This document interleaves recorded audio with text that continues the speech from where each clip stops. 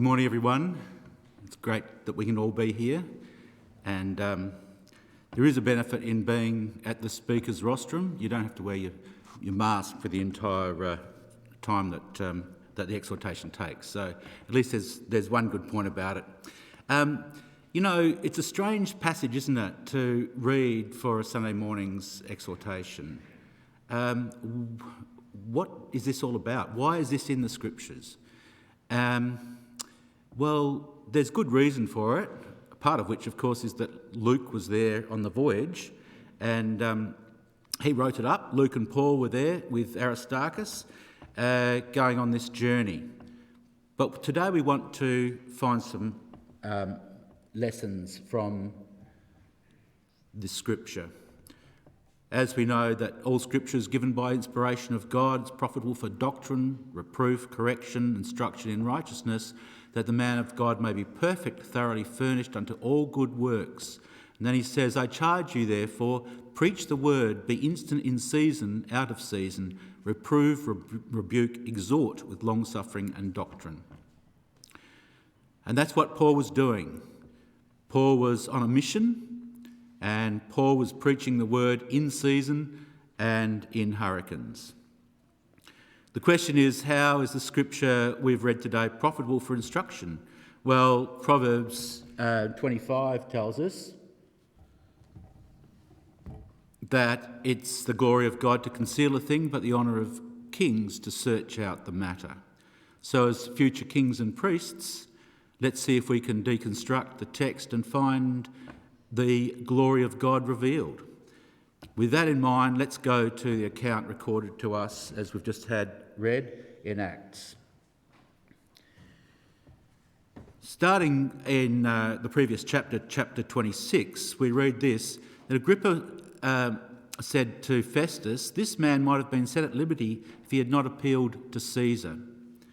When it was decided that we should sail for Italy, Paul and some other prisoners were handed over to a centurion named Julius, who belonged to the imperial regiment. And so this was the mission. Paul was taking the message of the gospel to Rome, the very heart of the empire. That's what he was doing. And he could have sidestepped it. He could have not appealed to Caesar, and he may have been set at liberty, and all this wouldn't have happened. And some people looking at events like this might say, well, God certainly wasn't with him, was he? You know, all that trouble that Paul got into, obviously he wasn't doing the right thing, but obviously, too, God was in the storm. God was looking after him. And then we see that in Acts 25:23, the next day it says, Agrippa and Bernice came with great pomp and circumstance and entered the audience room with the high-ranking military officers and the prominent men of the city at the command of Festus, and Paul was brought in. And because Paul had a centurion named Julius looking after him, it might seem that perhaps Julius was in that audience.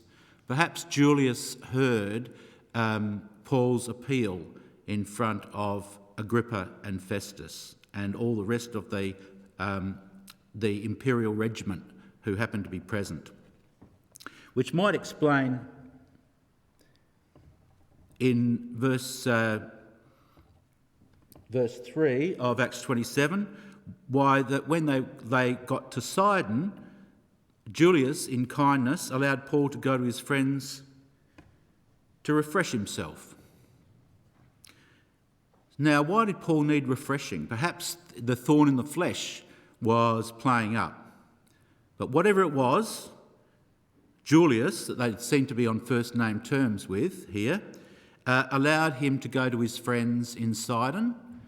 And it doesn't seem like Paul and Aristarchus went with him, so perhaps they were just kept back just in case, but they all really knew that Paul would make it back, and he did. And so the journey continued from there, and there's a map of where they were headed. So far we've only got to Sidon. They're going to go north around Cyprus, and then up into southern Turkey, really. And up there, you can see that the ship that they were originally on, they had to change from, because that ship was heading north where that red dot is, going back home, because at this time it was getting really close to all shipping being shut down for the winter. So this ship was going home, whereas then they got onto a grain ship, and from there they sailed on. And eventually, where the shipwreck happens is in Malta, over to the right-hand side, just south of Sicily. And that's where we'll leave the story for today. Of course, we know more things happen after that. So this is the grain ship that Julius found for them, or here's a picture of a grain ship. Of course, in those days, the north of Africa was the breadbasket of the Roman Empire. They had so much grain coming from that region, it's not funny. Today, it's desert, which is a little bit of a lesson, isn't it, for us? Even like 2,000 years later, it's still desert. Whereas in those days, it was a highly productive grain-growing area. And so this is one of these ships. I got some information about them. They could carry all sorts of cargo, including grain. And this one is from Alexandria in Egypt, where they went from there up to Rome with wine, olive oil and other foodstuffs. According to an ancient source, the larger grain ships could be 55 metres long. The trip from Rome to Alexandria with prevailing wind took only about 2 weeks, while the return journey with a full load had to travel in a counterclockwise direction from Alexandria to Rome, because they couldn't sail directly into the prevailing northwest wind, and this journey took them 2 months. It's no wonder it said that they were travelling slowly. It's said that Alexandria alone supplied Rome with 1,700 such shiploads a year. So the journey continued, and that's why it says slowly. And then they came into another wind, and they sailed under Crete, over against Salome, and then into the Fair Havens. And when much time was spent, and when sailing was now dangerous, because the fast was now already past, Paul admonished them. What does it say for the word fast in your margin? In my margin it says Day of Atonement. And when is the Day of Atonement? Well, the Day of Atonement is on, according to Leviticus 23, on the 10th day of the 7th month. And strangely enough, that's exactly the same time that's mentioned in Genesis 6, where the ark rested on the mountains of Ararat. Perhaps Paul had these facts in mind. Maybe he was thinking, well, it might be time for us to rest as well, because things are getting a little bit fast and furious out here, and there's no land in sight, and we don't know what to do next. And anyway, he admonished them, or as the word can also be translated, exhorted them, and said, "Sirs, I perceive that this voyage will be with hurt and much damage, and not only the cargo ship but also our lives." Well, that's good news, isn't it? That's a great thing to say to everyone on board. You know, it's going to be a bad trip, and some of you are going to lose your lives. Well, Paul actually got it wrong there. He probably thought that what he had heard meant that lives would be lost. So even Paul could sometimes get things slightly wrong at times. And sometimes we have to make sure too that we don't misread things. We don't think, oh, well, that's what that means. We have to make sure that we examine the word carefully so we know exactly what it means. Otherwise, we can mislead other people and ourselves. And so the journey went on. Of course, the centurion was not convinced. He listened to the pilot and the owner of the ship. They're both keen to get going. There's a lot of profits involved here.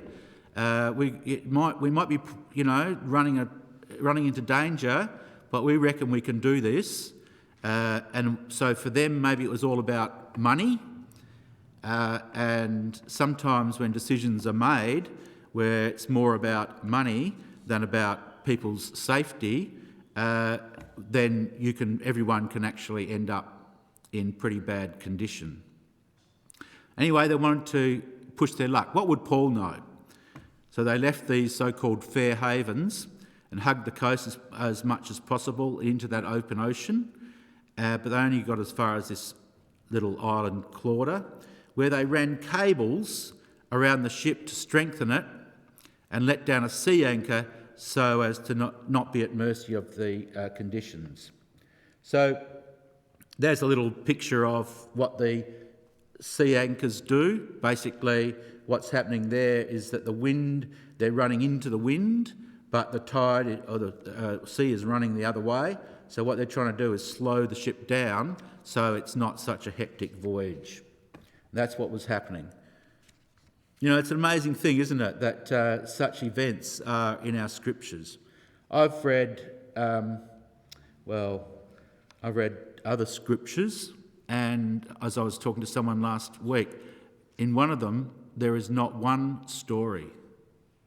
There's no David and Goliath, there's no Noah, there's no Jonah, there's no shipwrecks, there's no nothing. It's all just kind of like, lots of other stuff, but none of these stories. And we know that we're very visual and we learn from stories. No wonder Jesus told parables. So here they are. Next thing they know, they have to throw over the ship's tackle with their own hands. Things are getting serious when you're basically throwing your steering wheel out the window. Like, this is no good. This is hard work. What are we going to do now? We just have to trust our luck. Or, as they say, there's no, everyone prays in a situation like this. Everyone believes in God, a God at least, when the Titanic starts sinking.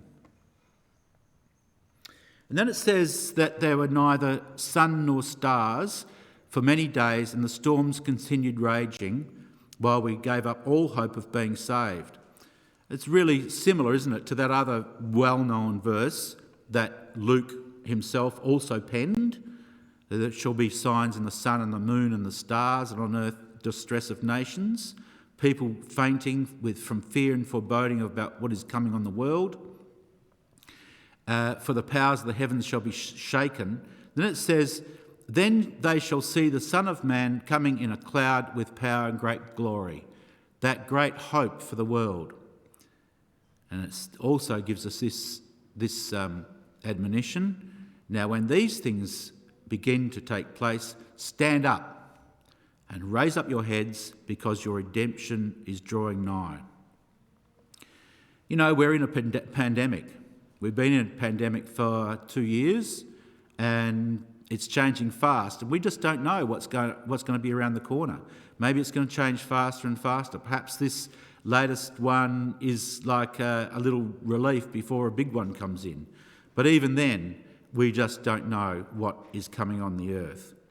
And what's more, after the recent meeting in Scotland of the world powers, that some leaders were almost like pushed into going, and still then didn't commit too much about not burning fossil fuels. We know that unless we have a major turnaround in our lifestyle and what we're doing, we don't have long to enjoy conditions even like we're enjoying them today. We know that they're putting it into like 25, 30 years, and even then they're saying a 1.5, 2 degree rise in temperature. They're not even going for a 0 degree. They're now going for the 1.5. And at that level, if you go and have a look at what changes will happen on the earth at that time, that's what we have to be headed for. unless the Lord returns, of course. So, but we're told that we should stand up and raise our heads because our redemption is drawing nigh.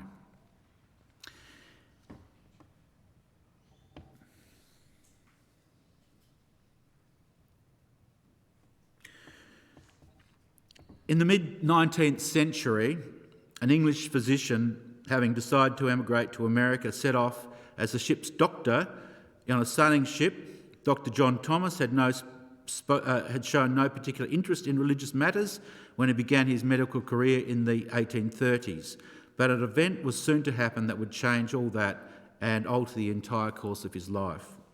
Most Atlantic crossings were routine affairs by this time, but Dr. John Thomas, on his voyage, the ship met some unexpected bad weather and almost sank. For the first time, John Thomas faced the reality of his own mortality and discovered to his dismay that he had no certain idea of what lay in store for him beyond death. In the midst of the storm at sea, he vowed that if he survived the crisis, he would not rest until he found a satisfactory answer. The ship weathered the storm, arriving late but safe in the new world, and John Thomas kept his vow, beginning a lifelong search for truth. And so, in similar circumstances, in a way, to Acts 27, our movement was born. And John Thomas stood up for truth, as did Paul on this occasion. So it says here that after they had gone a long time without food, Paul stood up and exhorted them, told them to keep their courage, and then he says, "Not one of you will be lost." And he says that last night he reveals to them an angel of God to whom I belong and whom I serve stood beside me and said, "Do not be afraid, Paul. You must stand trial before Caesar." So he's telling his fellow passengers, stand up. The angel's standing, I'm standing, I'm going to stand before Caesar. Take cheer. We're going to get through this. It's not going to be easy, but your lives are going to be safe.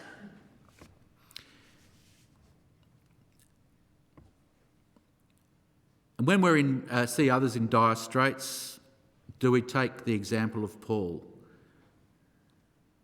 Are we honest about what might be ahead of them, but still exhort them to keep up their courage, as Paul did? He's a model in such circumstances. We see a seeming shipwreck about to happen, something which we can do nothing about, but we must encourage and care for all on the ship. For we're all in the same boat, and love, compassion and encouragement must ensure.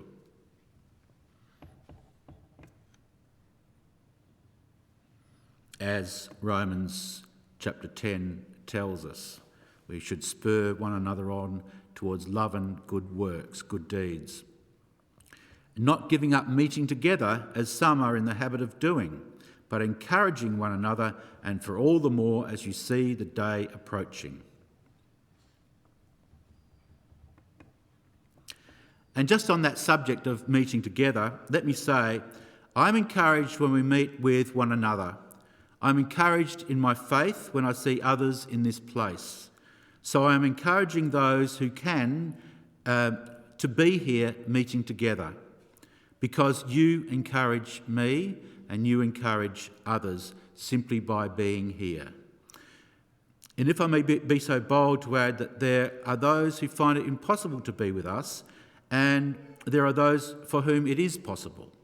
And when I am not in the room but use the Zoom, I am encouraged by those I see on the camera. So if we want to encourage others, we can do so just by sitting where those watching through the camera will see us, which I mean like further down the front. Just a thought, okay? You might not have thought of it, you might have. But it might be even encouraging thing for us to sit further forward to encourage those who are looking at us and seeing that we're here, because every head, every person is an encouragement to others. I know it is for me. So back to the story. By the 14th night, they were driven up and down in Adria, up and down. They didn't know where they were going. At about midnight, the shipmen deemed that they drew near to some country. The shipmen are the sailors. And they sounded and found it 20 fathoms. And a bit further, they sounded again, 15 fathoms. We're running into shallows. And then, fearing lest we be fallen upon rocks, they cast 4 anchors out of the stern and wished for day. And as the shipmen, the sailors,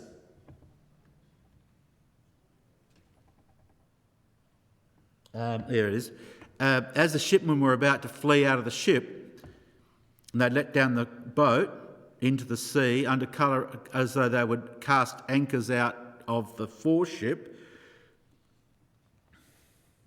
Paul said to the centurion, Julius, and to the soldiers, "Except these abide in the ship, you cannot be saved."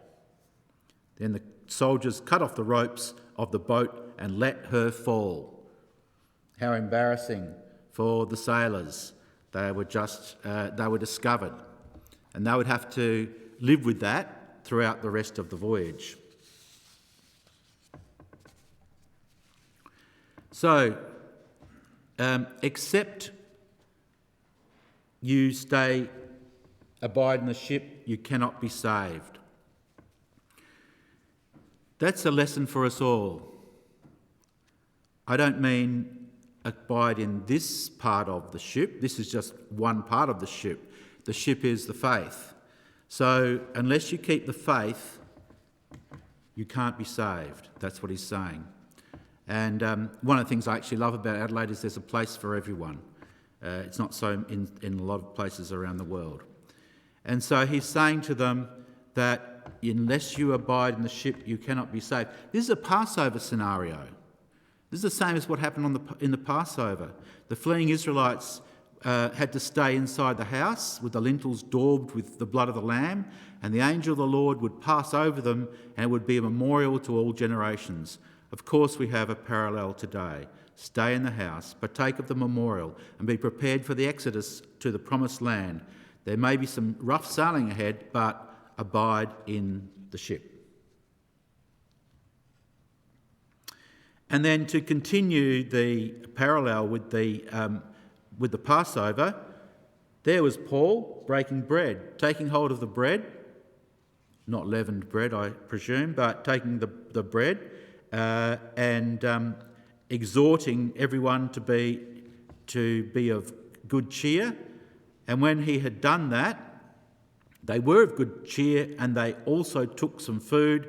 And we were in the ship 276 souls. It's a lot of people on one ship. It was a big ship, obviously. And when they'd all eaten as much as they wanted, they lighted the ship by throwing the grain into the sea. Here goes the cargo as well. All that valuable, the very reason for this journey, that's all going overboard as well. This is desperation time.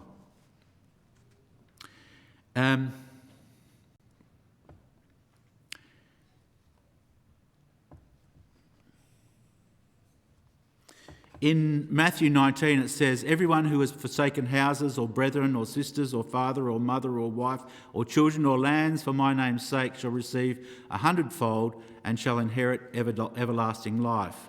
And Matthew 6:21 says, "Where your treasure is, there will your heart be also." If they wanted to keep this treasure, they knew they were going down. They had it. It was all over.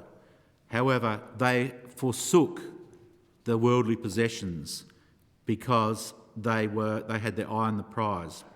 You know, sometimes I think about things that can rob us of our spiritual lives. And I'm thinking about, we couldn't possibly live without our devices, could we? I mean, we grew up without devices, those of us of my age, and even some younger, but we grew up without devices. Now we couldn't even feel like we could, leave the room without. Well, in fact, we're forced to take our phones everywhere we go. But what about the rest of the things? And what about what we use them for? Even the word devices reminds me of something like devilish and deviating and divisive. They rob us of our time. They rob us of our time for God.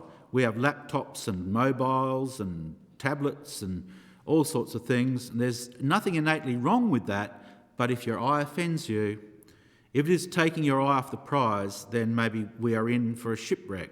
Paul had 3 of those. He knows exactly what he's saying.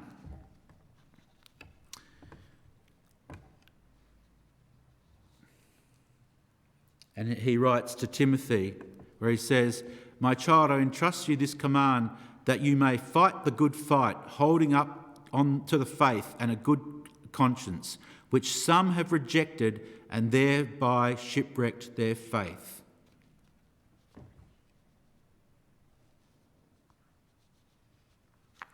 But he writes in Philippians that we should not balk at the billows, but call the master from the pillows.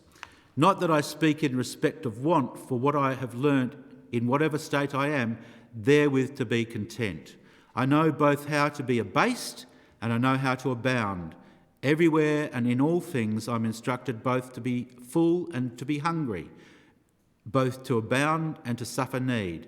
I can do all things through Christ who strengthens me." There's the need we face. We need to face there's the strength we need to face the storms and disasters of our lives. Paul knew about being hungry and suffering need, but here he is in the calm, in the storm. He's calm in the storm, I should say. And he says, "I have learned in whatsoever state I am, therewith to be content." Okay, so the journey goes on, and they strike the sandbar and they run aground, and the soldiers then plan to kill the prisoners. This is a desperate gamble that didn't pay off. And there they are with bows struck fast and sterns smashed to pieces, and they want to kill the prisoners. They want to kill the very person who prophesied that they would wash up on land and be safe, who claimed inspiration, who took control of the situation as well as any man could. But they didn't want loose ends. They didn't want any extra papyrus work. They wanted to finish this chapter, but perhaps not the story. And so the centurion comes to their rescue and spares Paul's life. And the rest were there on planks or on other pieces of the ship. What a terrible situation. And so it came that they reached land safely,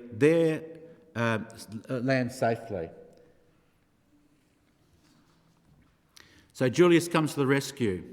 He's a bit like the centurion at the foot of the cross. Surely this was the Son of God. Julius is never mentioned again, but he respected the Apostle Paul, and who knows, he may have even become a believer. Meanwhile, what a story and how well this is told. It's Robinson Crusoe, Swiss Family Robinson, the Titanic, and more all rolled up into one. And by the way, I heard that I wish someone could help me with this, that there were actually brothers and sisters, a brother and 2 sisters, I heard, on the Titanic, but I'd love to know more about that. Imagine 276 people on planks floating debris and all making their way through the pounding surf, bobbing up for a second then lost behind a wave, shouting and hanging on for dear life. Soldiers, sailors, a ship owner who has lost a lot, a pilot, a centurion, an Aristarchus, Luke and Paul, and they all make it to the shore of Malta, just as Paul said they would. There they were cold and shivering in the rain and gathering around a fire, still not quite believing that they were there. And Paul was given power over serpents It's like a temporary vision of eternity. Having come through great adversity and the jaws of death, Paul has overcome the power of the serpent and is now greeted as a God, an immortal one. He has a lot of work to do. This is our great hope, to come through with an eye on the prize and to an ear open to the message and messengers of God, his holy angels, remembering how our lives were not as we planned them, but they were in the control of the Almighty, how we believed when we were told we would be saved if we stayed in the ship, enjoying fellowship. We will look back on the breaking of bread on the deck and thank God for all he has done for us, and he will say, "Well done, my good and faithful servant. Enter now the joy of my rest."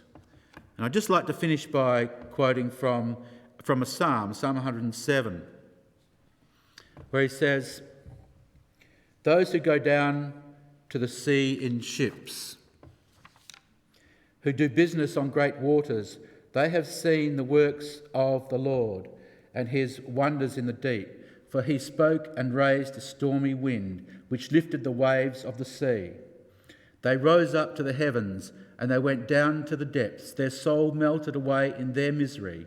They reeled and staggered like a drunken person, and were at their wits' end. Then they cried out to the Lord in their trouble, and he brought them out of their distresses. He caused the storm to be still, so that the waves of the sea were hushed. Then they were glad because they were quiet. So he guided them to their desired harbour. They shall give thanks to the Lord for his mercy, and for his wonders to the sons of mankind. They shall also exalt him in the congregation of the people, and praise him at the seat of the elders."